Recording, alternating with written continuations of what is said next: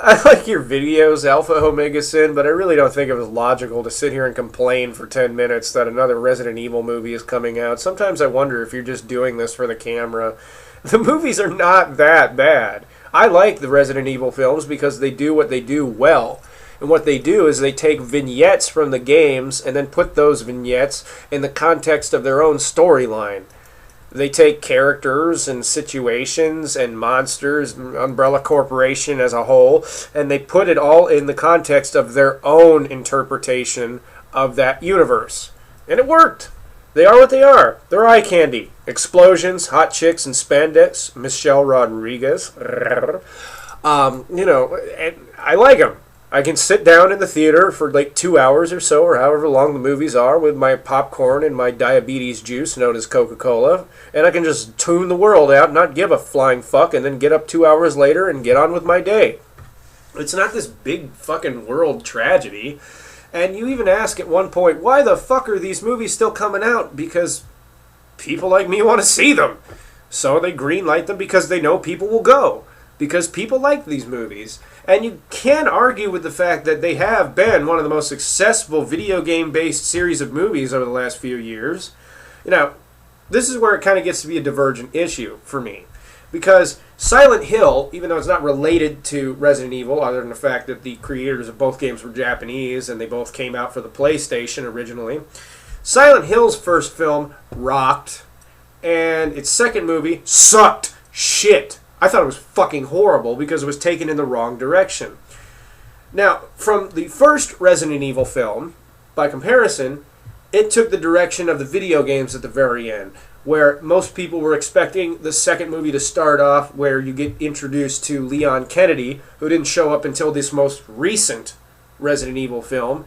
And it's kind of, I will agree, odd that he shows up with no backstory and characters from the first Resident Evil game, and even some from games that weren't even all that big showed up.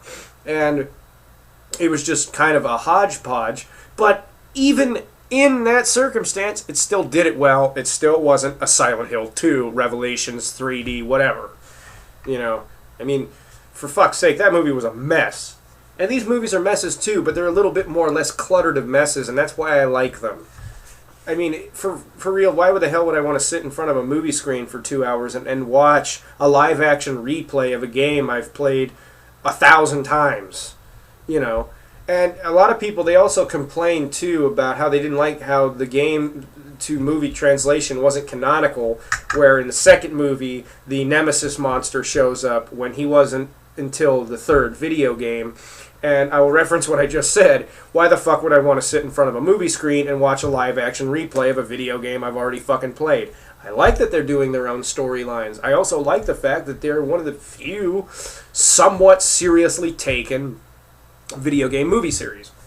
And, you know, you can watch over the years of video game to movie translations that have been done, how very non-seriously that they've been taken. And it's weird to me because, as you can see, I have quite the comics collection behind me. I'm a comic book fan. I've been a comic book fan for years and years, and a collector for just as long. And it's weird to me how comic book, for the most part anyway, comic book to film translations are taken seriously, yet video game to movie translations aren't. I don't get it. The source material is fundamentally kind of within the same realm, at least, but one never gets taken seriously and the other does. And we get Nolanized Batman, and on the other hand, we get Super Mario Brothers.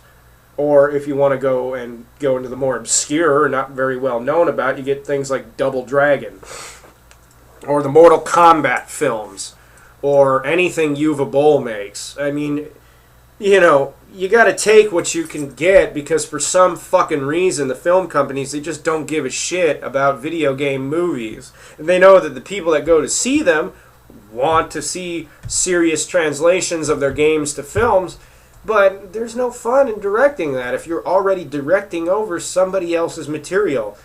But I don't know. That's just my take. I like the films because they are what they are, and I don't have to think too hard about seeing them. It's for the same reason that some people go to see the Transformers movies, because they're stupid and fucking horrible, and they just feature explosions and robots fighting, and you don't have to think too hard.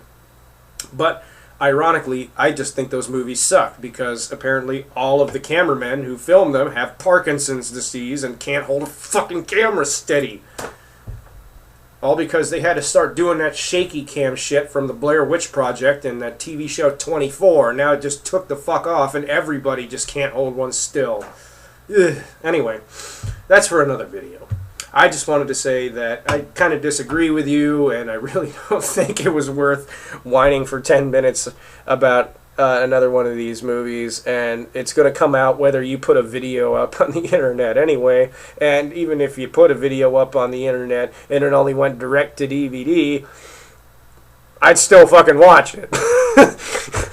I'm sorry. And speaking of direct to DVD, if you want like a purely canonical sort of version of the Resident Evil games to movies, I mean, they make those direct DVD to DVD 3D, like 3D animated Resident Evil movies anyway, which actually aren't all that bad. I saw the first one, and then they came out with another one, I think, not too long ago, because I saw that on Encore Action, one of the few times that channel actually played anything that was action-oriented or even somewhat watchable, and they weren't bad.